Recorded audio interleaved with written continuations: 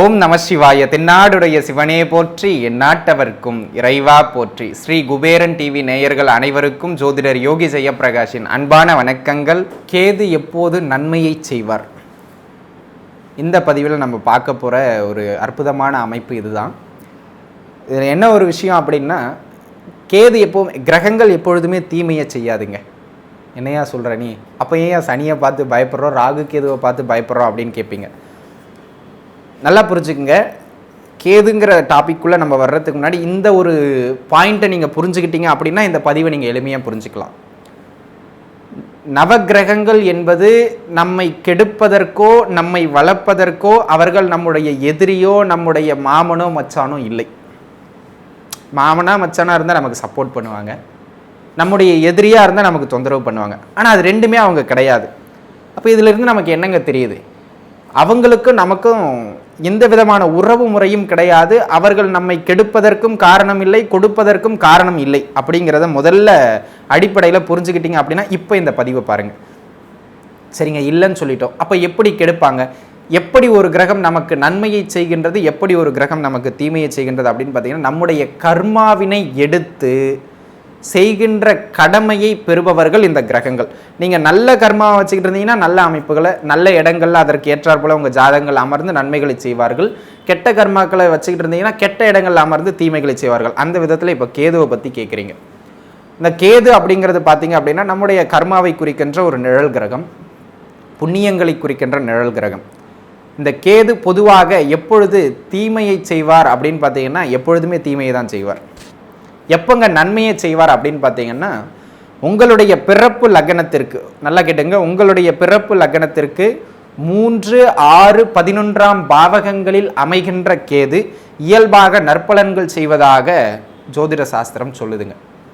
கூடுதலாக நீங்கள் பிறந்த லக்னத்தினுடைய பாக்யாதிபதி அல்லது 5ஆம் அதிபதி அல்லது தனாதிபதி அல்லது லாபாதிபதி, இந்த 4வரினுடைய நட்சத்திர காலில், அதாவது நல்லா புரிஞ்சுக்கோங்க, உங்கள் பிறப்பு லக்னத்திற்கு 3, 6, 11, 10ஆம் இடத்தையும் நீங்கள் சேர்த்துக்கொள்ளலாம். 10, 11இல் அமர்ந்து அவர் வாங்கிய நட்சத்திரம் லக்னத்திற்கு பாக்யாதிபதியாகவோ அல்லது லக்னத்திற்கு தனாதிபதியாகவோ லக்னத்திற்கு 5ஆம் அதிபதியாகவோ லக்னத்திற்கு லாபாதிபதியாகவோ இருந்தால் இந்த நிலையில் வருகின்ற கேது தசை பொருளாதார ரீதியாகவும் நீங்கள் அந்த தசையில் எதிர்பார்க்கின்ற நன்மைகள் ரீதியாகவும் உங்களுக்கு மேன்மையை கொடுப்பார். இதான் ரூல், சிம்பிளான ரூலுங்க. இதுக்கு இன்னும் கொஞ்சம் நிறைய விதிவிலக்குகள்லாம் இருக்குது. ஆனால் இப்படி இருந்தாலே கேது தசை நமக்கு நன்மையை செய்ய போகின்றது அப்படிங்கிற ஒரு அமைப்புக்கு வந்துடணும். 3, 6, 10, 11ல் 2, 5, 9, 11 அதிபதிகளின் நட்சத்திரம் பெற்று எந்த பாபர்களின் தொடர்பும் இருக்கக்கூடாது. குறிப்பாக சனி ராகு, சனி செவ்வாய், இந்த 2 பாபர்களின் தொடர்பையோ அந்த லக்னத்தின் அட்டமாதிபதியின் தொடர்பையோ பெற்றிருக்கக்கூடாது. அப்படி இல்லாமல் இருந்ததுன்னா இந்த கேது தசை நிச்சயமாக நன்மையை செய்யும். சரி, எப்போ சார் தீமையை செய்யும்?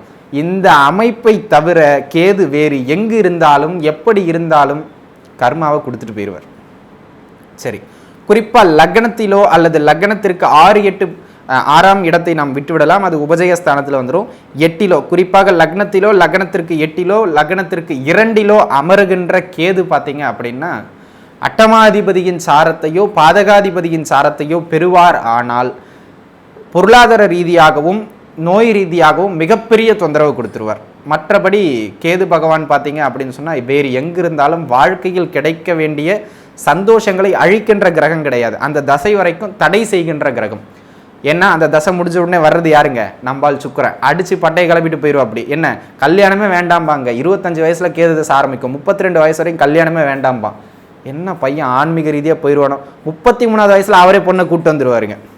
என்னடா கல்யாணமே வேண்டான்னு சொல்லிட்டு இருந்தால் சொல்லாமலாம் பொண்ணு அப்போ தோணுச்சு வேண்டான்னா இப்போ வேணும்னு தோணுது அதனால் கூட்டிகிட்டு வந்துட்டான் அப்படிம்பாங்க. ஆக இந்த கேது தசை அந்த உபஜய ஸ்தானங்களை தவிர வேறு எங்கு இருந்தாலும் கெடுதல்களைத்தான் செய்யும். குறிப்பாக லக்னத்திலோ 2லோ 8லோ அமர்ந்தால் பாதகாதிபதியின் சாரத்தையோ அட்டமாதிபதியின் சாரத்தையோ இந்த 3 வீடுகளை பெற்று அமருவாரானால் பொருளாதாரத்திலோ ஆரோக்கியத்திலோ மிகப்பெரிய தொந்தரவு உண்டு. அவர்கள் மட்டும் கேதுவினுடைய ஸ்தலங்களான திருப்பாம்பரம், திருக்கொல்லிக்காடு, திருநாகேஸ்வரம், பொதுவாகவே ராகு கேதுக்களுக்குன்னு ஒரே ஸ்தலங்கள் தான் சொல்லப்படுகின்றது.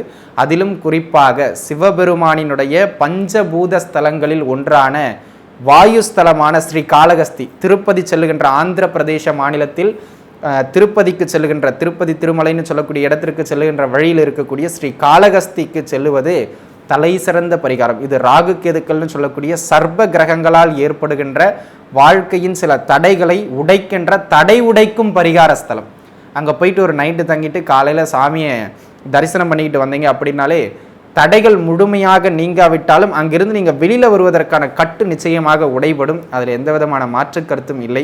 ஆக கேது திசை இப்படி இருந்தால் நன்மையை செய்யும், இப்படி இருந்தால் தீமையை செய்யுங்கிறது இப்போ உங்களுக்கே தெரிஞ்சு போச்சுங்க. உங்கள் ஜாதகத்தில் எப்படி இருக்குங்கிறத பார்த்துட்டு அதுக்கு ஏற்றாற் போல் நீங்கள் வாழ்க்கையை அமைச்சுக்கிறது நல்லது. வாழ்த்துக்கள்.